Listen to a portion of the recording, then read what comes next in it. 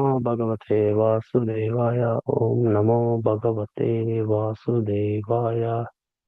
So we are continuing Nectarian Ocean of Holy Name. We are in the chapter Tips to the Pure Chanting. Chanting at all times. One day, Vallabhatta said to Advaita Acharya, every living entity is female, Prakriti, and considers Krishna her husband, Pati. It is the duty of a chaste wife devoted to her husband not to utter her husband's name. But all of you chant the name of Krishna. How can this be called a religious principle? Advaita Acharya responded, before you is Lord Sri Chaitanya Mahaprabhu, the personification of religious principles. You should ask him, for he will give you the proper answer. Hearing this, Lord Sri Chaitanya Mahaprabhu said, my dear Vallabha Bhatta, you do not know religious principle. Actually, the first duty of a chaste woman is to carry out the order of her husband. The order of Krishna is to chant his name incessantly. Therefore, one who is chaste and adherent to the husband Krishna must chant the Lord's name, for she cannot deny the husband's order. Following this religious principle, a pure devotee of Lord Krishna always chants the holy name. As a result of this, he gets the fruit of ecstatic love for Krishna. See Chaitanya Charitamrita Anchalila 7.1032-108. Srila Prabhupada once wrote to Professor Stahl, by devotional service, by understanding well the Supreme Personality of Godhead, one can go to his abode and never come back again to this material condition. How is it possible? The answer is simply by chanting his name constantly. The Science of Self-Realization, Chapter 3. Have you ever thought of chanting Hare Krishna constantly?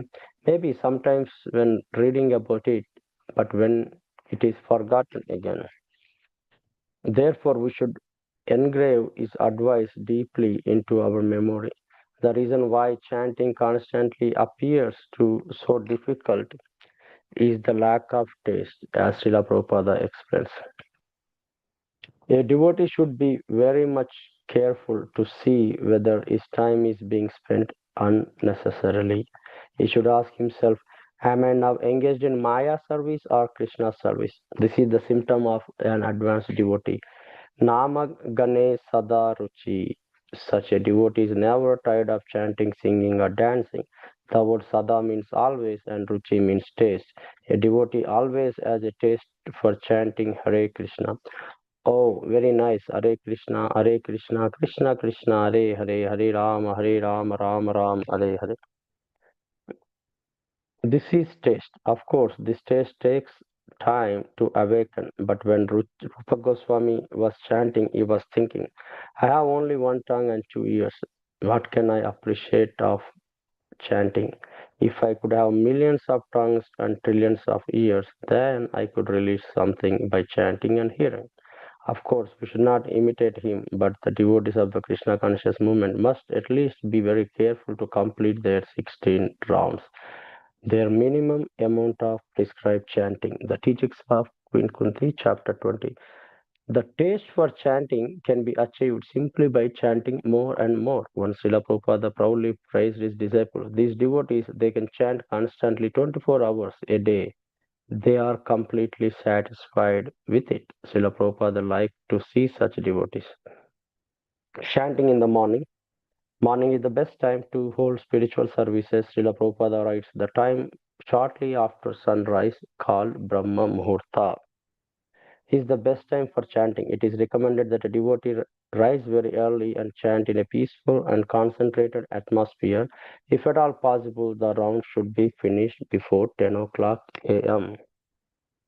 The morning hours are ruled by the mode of goodness, the afternoon and early evening by the mode of passion, and the night by the mode of ignorance. One should chant his rounds during this time, which is under the influence of goodness, and avoid chanting later in the day. Otherwise, it will be difficult to concentrate and go swiftly ahead. If due to sickness one cannot complete his rounds, then the rounds must be finished immediately the very next day. However, one is well should never go to sleep without having completed his rounds. chanting at least 16 rounds. As a sannyasi, Lord Chaitanya wanted to travel on his own, free from the obligation of carrying another person. Devotees, however, wanted him to accept a servant as a companion on his journey. Finally, Sri Nityananda Prabhu convinced him with the following argument. Since your two hands will always be engaged in chanting and counting the holy name, how will you be able to carry the water pot and external garments? Chaitanya Madhya 737. In other words, Lord needed both his hands for chanting and counting his rounds. One was not able to carry anything. Srila Prabhupada explained the purport to the above verse. From this verse, it is very clear that Chaitanya Mahaprabhu was chanting the holy names a fixed number of times daily. In addition to other duties, he introduced this system. Chaitanya Mahaprabhu used to count on his fingers while one hand was engaging in chanting, other hand kept the number of rounds. This is the corroborated in the Chaitanya Charitamrita and also in Srila Rupa Goswami's Stava Mala. How many rounds should we chant at least? According to Srila Prabhupada, his spiritual master, Srila Bhakti Siddhanta Saraswati Thakura considered a person as fallen if he did not chant 64 rounds every day.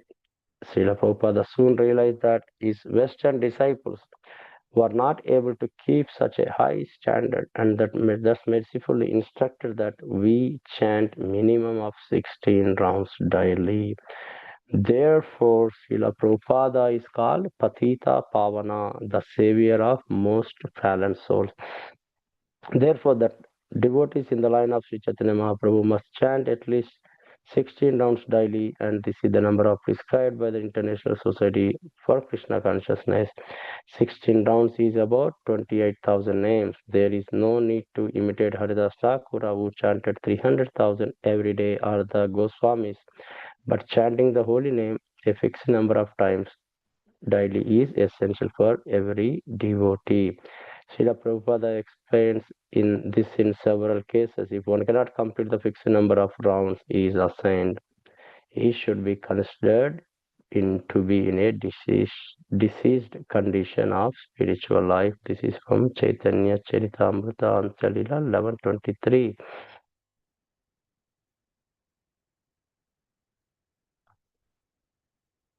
So yeah, we are in the chapter tips to improve one's chanting. So yesterday we read about chanting the Panchatattva Maha Mantra, getting the mercy of the Panchatattva and previous acharyas, and chanting everywhere. And today we read about chanting at all times. The analogy given here is one should chant um, as a chaste woman carry out the orders of husband. Uh, you know, Order of Krishna is to chant his name incessantly. So to follow husband, same thing we should chant Krishna's name. So pure devotee of Lord Krishna, always chants holy name, and Prabhupada mentioned a couple of times, you know, how to go back to Godhead and does not come back to material condition is simply by chanting Lord's name constantly. And also we need to check, whether are we serving Maya or Krishna always. That's why, that way we can make sure that we always remind ourselves remembering and chanting Krishna all the time.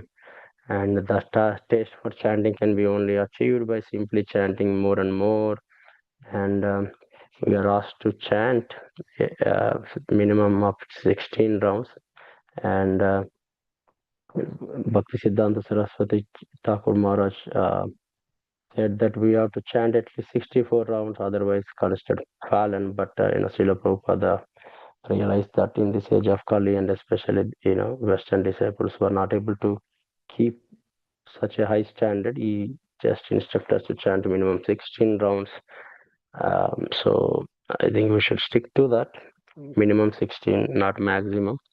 And also, if we cannot complete the fixed rounds of chanting as prescribed, we should be considered in a diseased condition.